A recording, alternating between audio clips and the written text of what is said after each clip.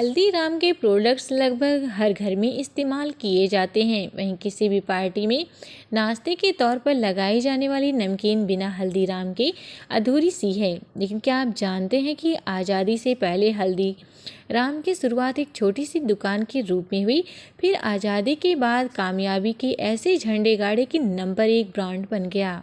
शुरुआत बीकानेर के एक बनिया परिवार से होती है, नाम तनसुखदास, जिनकी मामूली सी आमदनी से किसी तरह परिवार का गुजारा हो रहा था। आज़ादी के करीब 50-60 साल पहले वो अपने परिवार की जिम्मेदारियों को पूरा करने के लिए संघर्ष कर रहे थे। तनसुखदास के बेटे भीखाराम अग्रवाल नए काम की तलाश में थे। उन्होंने अपने बेटे चांदमल के नाम पर भीखाराम चांदमल नाम का एक दुकान खोली। उन दिनों बीकानेर में भुजिया नमकीन का स्वाद लोगों को काफ़ी पसंद आ रहा था।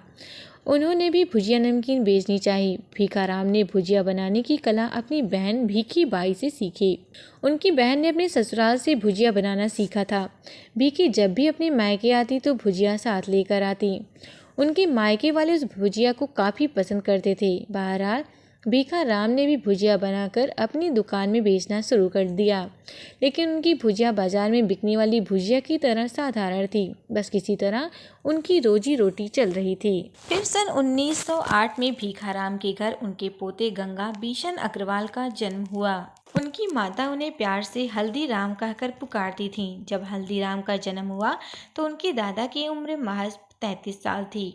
उस जमाने में जल्दी शादी हो जाया करती थी। खैर, बचपन से ही हल्दीराम ने घर में नमकीन बनाते देखी।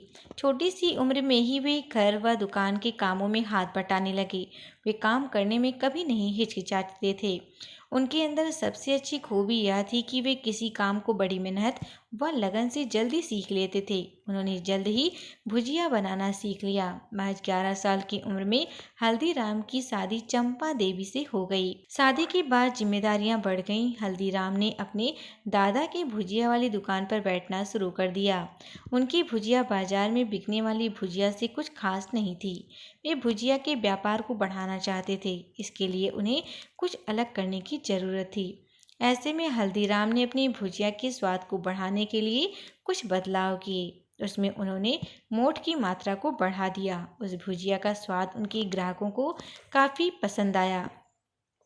उनकी भुजिया बाजार में बिकने वाली भुजिया से काफ़ी जायकेदार और अलग थी। समय के साथ परिवार बढ़ता रहा। पारिवारिक झगड़े भी उन्हें परेशान करने लगे थे। हल्दीराम ने अंत में परिवार से अलग होने का फैसला ले लिया। उन्हें पारिवारिक व्यापार से कुछ नहीं मिला। परिवार से अलग होने के बाद हल्दीराम ने बीकानेर में साल 1937 में एक छोटी सी नाश्ते की दुकान खोली, जहां बाद में उन्होंने भुजिया बेचनी भी शुरू कर दी।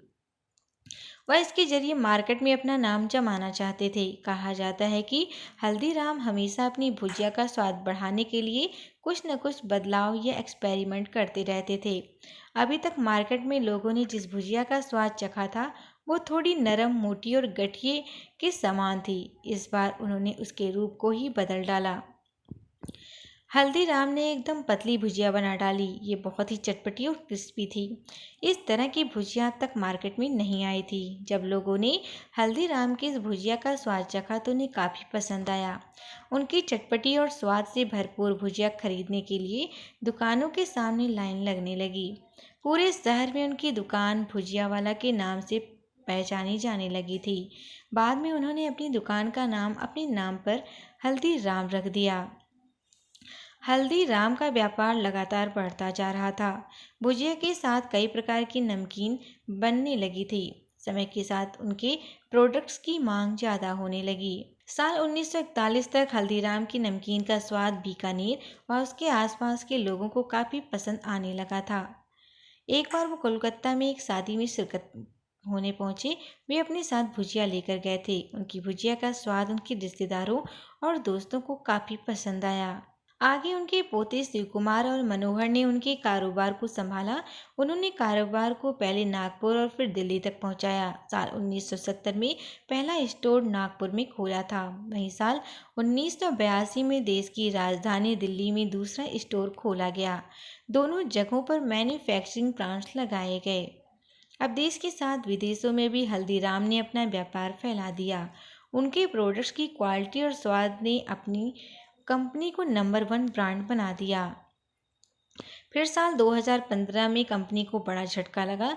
अमेरिका ने हल्दीराम के निर्यात पर रोक लगा दी। उनका कहना था कि हल्दीराम अपने प्रोडक्ट में कीटनाशक का इस्तेमाल करता है, जिसकी वजह से हल्दीराम के प्रोडक्ट्स पर रोक लगा दी गई। बावजूद इसके कंपनी के बिजनेस पर कुछ खास असर नहीं पड़ा। पूरे विश्व में उनके प्रोडक्ट्स ने अपनी एक अलग खास पहचान बनाई। एक रिपोर्ट के अनुसार हल्दीराम के प्रोडक्ट्स बनाने के लिए सालाना 3.8 अरब लीटर दूध, 80 करोड़ किलोग्राम मक्खन, 60 किलोग्राम घी और 62 लाख किलोग्राम आलू की खपत होती है। हल्दीराम ब्रांड के तहत लोगों को न सिर्फ भुजिया बल्कि कई प्रकार की स्वादिष्ट नमकीन, स्नैक्स और फूड प्रोडक्ट समेत 400 से अधिक प्रोडक्ट्स का स्वाद चखने को मिलता है। इससे आप हल्दीराम की लोकप्रियता का अंदाजा लगा सकते हैं।